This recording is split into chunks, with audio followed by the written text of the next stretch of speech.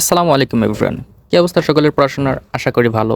তো আজ আমি চলে আসলাম তোমাদেরকে সৃজনশীল কোশ্চেন লেখার যে সিস্টেম, যেটা তুমি যদি এপ্লাই করো তাহলে তুমি 10-এ 10 পেতে পারো। তো চলো শুরু করা যাক। তো সর্বপ্রথম তোমরা যখন খাতা পাবে পরীক্ষার হলে, তখন তোমরা তোমাদের কাছে যদি এই যে 4 কোণার একটা স্কেল পাওয়া যায়, সেই স্কেলটা যদি থাকে তাহলে তোমরা সেই স্কেলটা দিয়ে আমি যেভাবে খাতায় দাগ টেনেছি এভাবে দাগ টানলে খুবই ভালো হবে। কেননা কথায় আছে না যে আগে দর্শনদারি পরে গুণবিচারী। তো এক্সামিনার যখন খাতা দেখবে তখন তোমার খাতাটি যদি সুন্দর এবং গোছালো থাকে তাহলে সেই খাতার উপর অন্যরকম একটা সফট কর্নার তৈরি হয়। তো সৃজনশীল কোশ্চেন লেখার সময় তোমাকে প্রথমেই 1 নং কোশ্চেন উত্তর লেখার পর একটু ব্র্যাকেট, তারপর সেই 1 নং কোশ্চেনের জ্ঞানমূলক যে কোশ্চেনটা আছে সেটা এক কথায় অথবা এক লাইনে লিখে শেষ করার চেষ্টা করবে।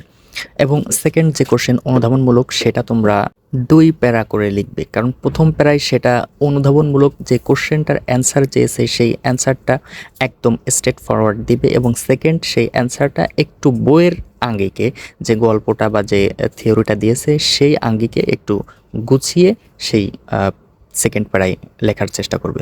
এবং প্রতিটা পেজ শেষ করা হলে এরকম পিটিও লিখবে, তাহলে খাতাটি অন্যদের থেকে একটু আলাদা হবে। তো এবার আসি গ নং কোশ্চেন, অর্থাৎ প্রয়োগমূলক কোশ্চেনের ব্যাপারে। তো এই গ নম্বর কোশ্চেনে মার্ক থাকে হচ্ছে 3 মার্ক। খ নং কোশ্চেনে মার্ক থাকে কিন্তু 2 মার্ক, ক নং কোশ্চেনে 1 মার্ক থাকে। তো গ নং কোশ্চেনে যেহেতু 3 মার্ক থাকে, সো তোমাকে এটা 3 প্যারায় লিখতে হবে। 3 প্যারায় তুমি প্রথমে যেটা লিখবে সেটা হচ্ছে প্রয়োগমূলকের একেবারে জ্ঞানমূলক যে কথাটি, অর্থাৎ যেটা হচ্ছে মেইন কথা, সেই কথাটি তুমি 1 থেকে 1.5 লাইন অথবা 2 লাইনে লেখার চেষ্টা করবে। এবং সেকেন্ড যে প্যারা, সেই সেকেন্ড প্যারাটিতে তুমি লিখবে হচ্ছে প্রয়োগমূলকের যেই অ্যান্সার সেটা পাঠ্য বইয়ের আলোকে বিশ্লেষণ করবে। এবং থার্ড যে প্যারাটি থাকবে সেই থার্ড প্যারাটিতে তুমি পাঠ্য বই এবং উদ্দীপক এই দুইটার কম্বিনেশনে তুমি তোমার অ্যান্সারটি দিবে, যেটা হচ্ছে প্রয়োগমূলক, অর্থাৎ তুমি পাঠ্য বই এবং উদ্দীপক দুটার কম্বিনেশনে খাতায় প্রয়োগ করবে। সেটা হচ্ছে থার্ড প্যারা। ফার্স্ট প্যারাটি থাকবে 1.5 লাইন অথবা 2 লাইন।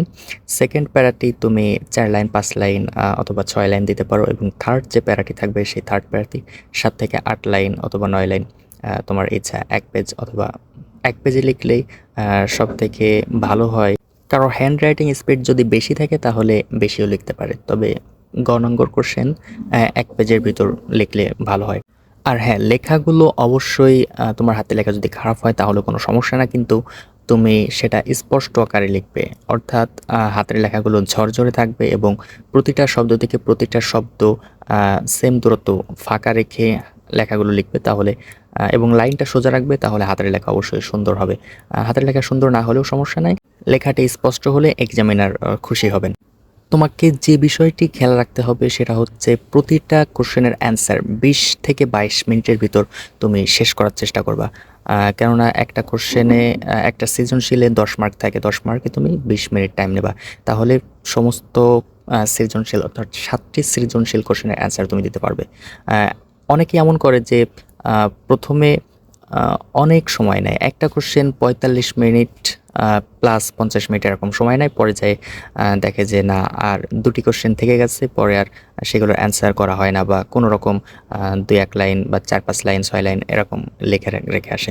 সো এটা করলে কি হয় যে তুমি যদি একটা কোশ্চেন সুন্দর করে লেখো, 10-এর ভিতর তুমি নাই 8-9 পেলে, হ্যাঁ, না 10-এ 10 পেলে, কিন্তু পরবর্তীতে যে কোশ্চেনগুলো তুমি একটা কোশ্চেন যদি ছেড়ে আসো সেখানে 10-এ 10, সেটা যদি তুমি প্রথম থেকে সুন্দর করে লিখতে তাহলে সেটাতে 7 থেকে 8 পেতে, এবং পরবর্তীতে শেষ কোশ্চেন যেটা তুমি ছেড়ে এসেছিলে সেটা যদি লিখতে পারো তাহলে সেটাতে 5 থেকে 6 তো পাবে, তাই না?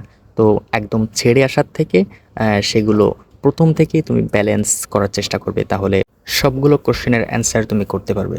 আর হ্যাঁ, বলে রাখি, ভিডিওটি যদি ভালো লাগে তাহলে অবশ্যই লাইক করে কমেন্টে তোমার মতামতটি জানাতে পারো।